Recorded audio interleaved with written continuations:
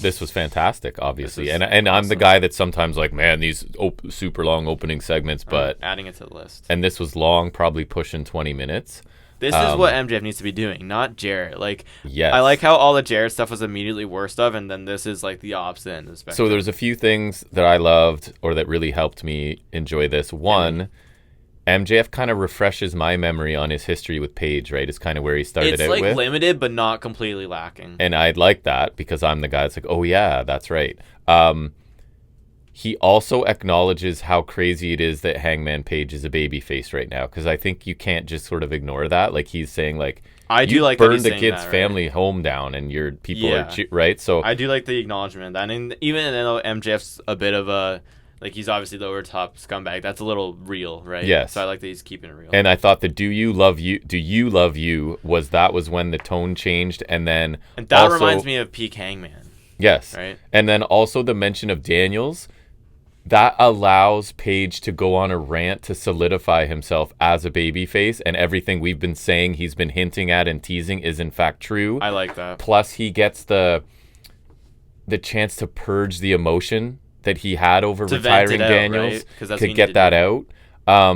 And then also Paige brings back the you don't have the stomach for it, which is what MJF said to him. I like that. But now it's regarding MJF not having the stomach to be a decent person, to do things with integrity, right? And then MJF's just reply of like, yeah, I don't want to and I don't need to, and it doesn't matter how you get there, it's getting there, right? So just an excellent back and forth promo to start the show. Each guy's able to get under the skin of the other. Nobody really gets a clear advantage, which makes it feel important, right?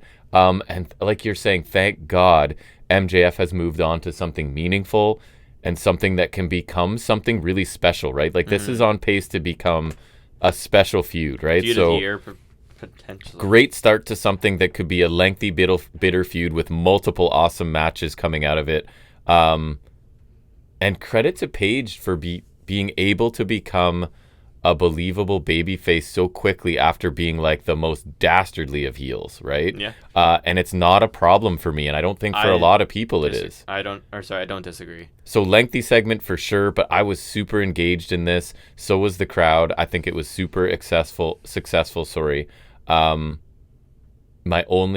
not a knock, but the comparison here is how much more interesting is this than anything the Death Riders are doing, right? That's sort of like another nail in this coffin. Like, this is captivating stuff, and it makes the main event stuff look like Death Riders haven't hit that peak in a while. No, because this is specific and detailed, and both of them have points from their perspective, and it works, right? There's nothing sort of nebulous and vague and stuff like that. So anyways, I thought this was great. I thought this was fantastic and exactly what I wanted it to be, because you knew it was going to be great.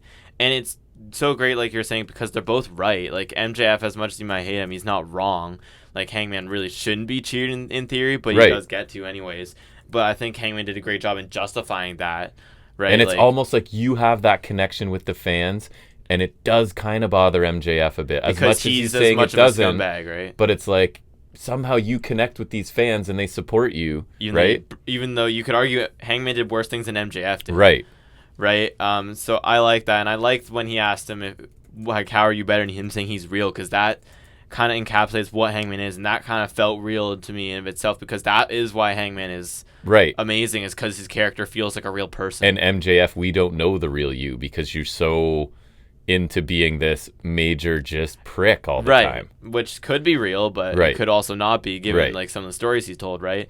And I like that, like you touched on, that the Daniels issue is such a hot button issue, and it allowed him to really show that he's changing back, but I feel like the anger also kind of allowed him to tap into the crazy psycho Hangman without being a heel. Like, it was that same kind of energy as crazy obsessed Swerve Hangman, but in a babyface way, right? Correct. To make it, and I think that's another way in blending it to be supernatural, as not supernatural like super, but like really natural turn back, as like he's still got those same mannerisms and he's still got the same tendencies as he did as a heel, but you can see it kind of morphing back into the Hangman we had before. And it's almost like, and I like that too, under the guidance of Daniels, who is sort of prompting this and saying, this is what I was trying to get out of you, right?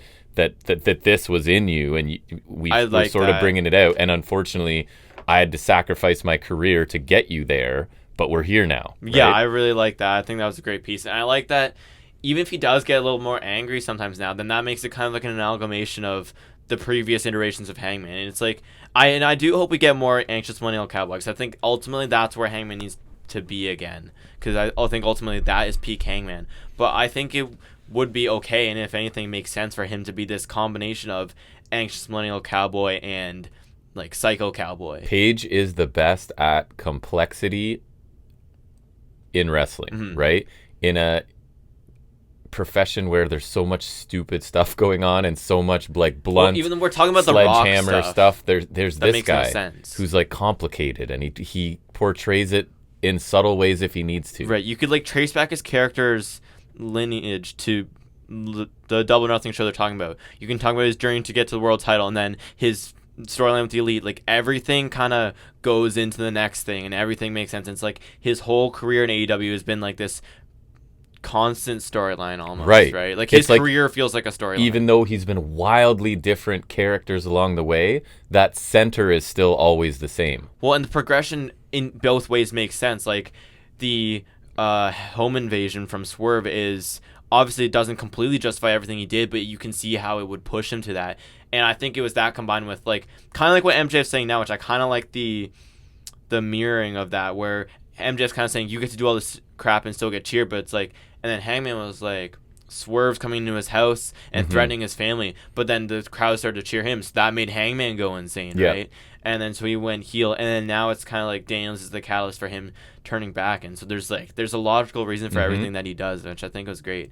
And I like some of the callbacks that you mentioned that I wasn't necessarily thinking of, and I really liked how it ended too. Like I said, like I think those two lines are perfect, and I think MJF, he could have easily been tongue-tied when Hangman said he was real, but I thought like him accepting being the villain is the perfect MJF response, really. And the whole like MJF's like, you don't have the stomach to be truly evil, and Paige is going, you don't have the stomach to be a decent person. And I like that because it's kind of right harder both almost. Ways. Yes. So I really liked it.